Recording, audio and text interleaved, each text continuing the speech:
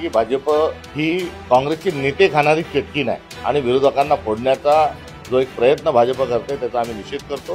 सावित्रीबाई फुलेंनी मुलींची पहिली शाळा काढली आणि त्या मुलींना शिकवत आहेत, म्हणजे धर्म बुडवत आहेत। असंच या धर्म मार्तंडांनी अर्थात मनुस्मृतीचा आधार घेणाऱ्यांनी त्यांना सिद्ध कृत्य देखील हे धर्म बुडवणारं म्हटलं होतं की मी दलित जातीत जन्माला आलो, हिंदू माझा धर्म आहे, राम माझा आस्था पुरुष आहे, मला मंदिरात जाऊ द्या।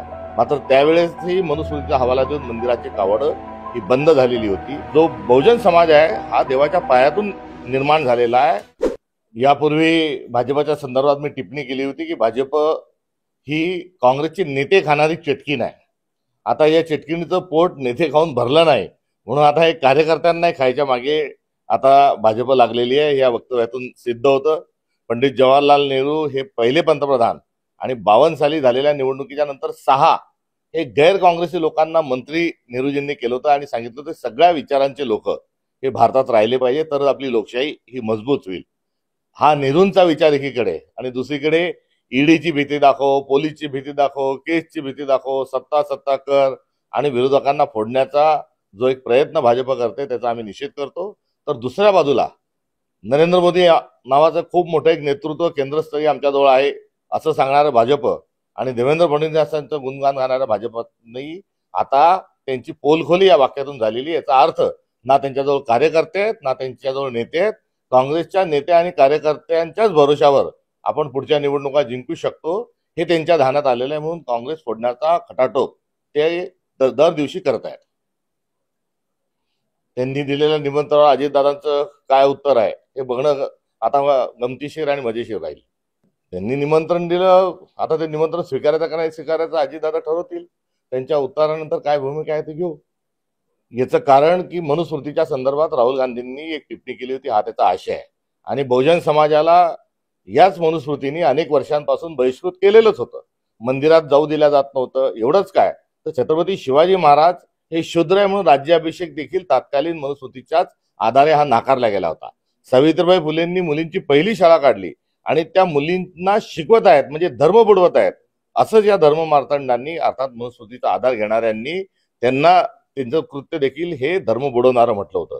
तर शाहू महाराजांनाही त्या स्वरूपात छळलं होतं। एवढंच नव्हे तर डॉक्टर बाबासाहेब आंबेडकरांनी काळाराम मंदिरामध्ये सत्याग्रह करताना सांगितलं होतं की मी दलित जातीत जन्माला आलो, हिंदू माझा धर्म आहे, राम माझा आस्था पुरुष आहे, मला मंदिरात जाऊ द्या।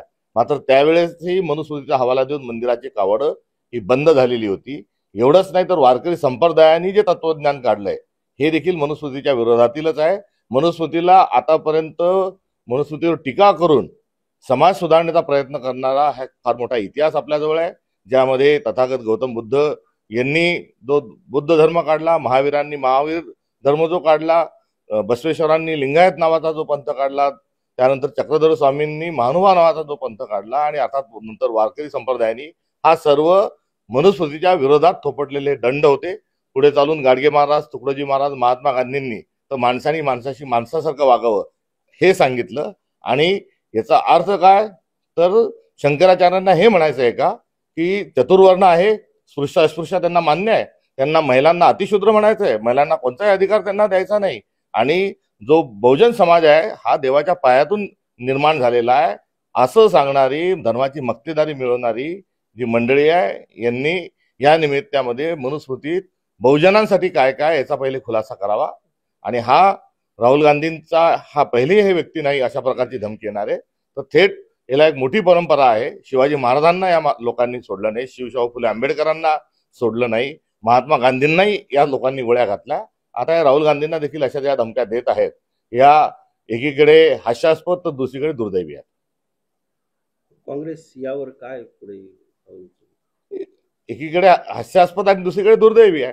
जी भूमिका जी आहे की मनुस्मृतीच्या अनुषंगानं राहुल गांधी यांनी पहिलं विधान केलेलं नाही, त्या शंकराचार्यांनी एकदा उत्तर द्यावं की शिवाजी महाराजांचा राज्याभिषेक का नाकारला गेला होता। त्या शंकराचार्यांनी उत्तर द्यावं की सावित्रीबाई फुले मुलींची पहिली शाळा काढत असताना त्यांच्या अंगावर शेण का फेकलं गेलं होतं।